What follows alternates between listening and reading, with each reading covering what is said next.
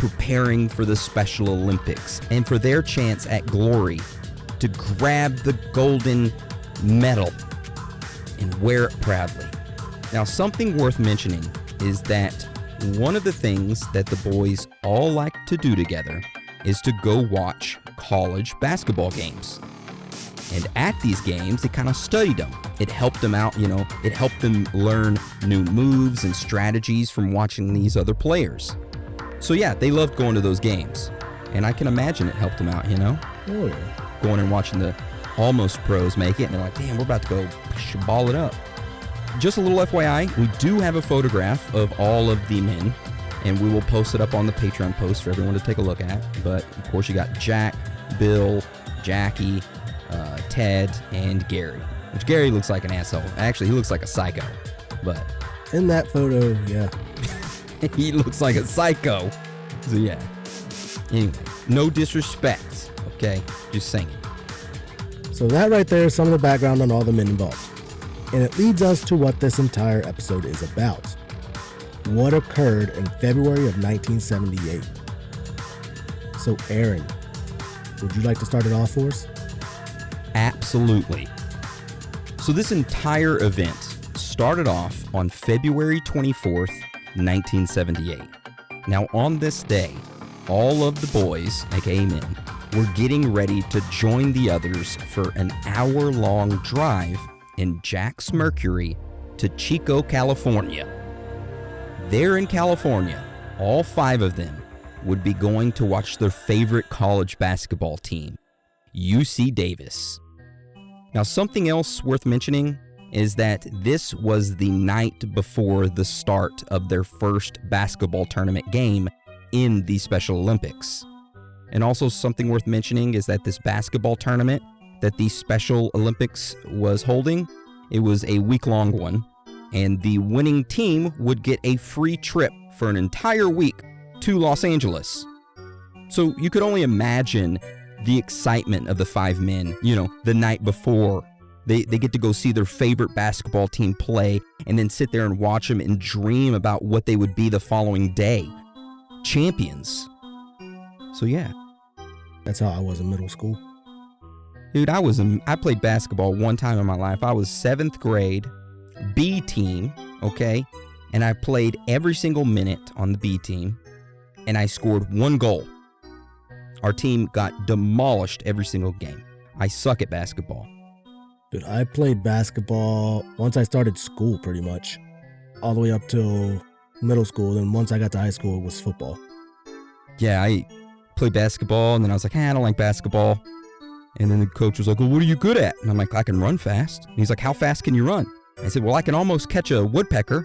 And he thought I was joking. But in reality, when I was a kid, I would go run out into my front yard, which was pretty big, because we lived out in the country. I would go and chase woodpeckers, like legit chase them down. And I would get so close to catching them, but I could never catch them. Like the bird? The freaking bird. They're fast as shit, man. Damn. Then I would have friends come over with their motorcycles, and I would race them on foot against their motorcycles. Yeah. Needless to say, I ran track in high school, and I was actually pretty good. He was fast. Got a couple scholarship offers. Never ended up pursuing it. But anyways, random knowledge nugget. Aaron's fast. So continue on with the event, Dan. So the 5 men finished getting dressed, in which they were all wearing light coats, thin pants, shoes. Now, even though the temperatures outside were kind of low, they didn't plan on being outside for long, since, they would be inside the stadium for the majority of the time watching the basketball game. So the 5 men got together, piled into Jack's car, and made the 50-mile trip to Chico, where they planned on staying there until 10 p.m., which is what time the game would be ending. So as the basketball game finished up that night, the boys decided, hey, it's time to go home, fellas. So they all decided to pile into Jack's vehicle, and before they actually hit the road home, they were like, hey, I'm getting pretty hungry, you want to grab some snacks for the drive home? They were all like, fuck yeah, I like how the way you think, yeah, hell yeah. So they decided to stop at a local market, which was only a couple blocks away from the stadium, and pick up some snacks. Now, since it was super late and the store was about to close, the cashier got super annoyed when the group of 5 men came in and started grabbing all kinds of snacks. They grabbed pies, chocolate bars, soda, and even some milk. Gotta have milk. They paid for their snacks and hit the road. Now, this is the last time that the men were all seen together, alive. So fast forward a few hours later, and the families of the men began to worry. The 5 men were running late, and that was pretty unusual for them, since they were really good at coming home on time and having things ready for the next day. So the family started to think, maybe the boys decided to stay somewhere for the night, Maybe they got a hotel room. However, the next morning came around and the 5 men still hadn't shown back up at their homes. The families of the men got together and started panicking. At around 8 a.m.-ish, they decided to call the police to report that their boys never came home. And now this is when they started to make some strange discoveries. So the first strange thing that was discovered involved a man named Joe Shones. So the night that the boys had gone missing, this guy Joe was driving around on a country road in the middle of the night, and this country road was covered in snow. Now Joe was checking out the path of that area to see if it would be a good one for him to bring his family to for a camping trip. However, as he was kind of like scouting the area out, his car got stuck in the snow, and he was like, fuck. Joe ended up getting out of his car and trying to push it out of the snow. But as he was doing that, he ended up having a heart attack. He was barely able to make it back into his car. He sat down and just waited for the heart attack to pass, in which it did. However, Joe just sat there thinking, well, so what the hell am I going to do?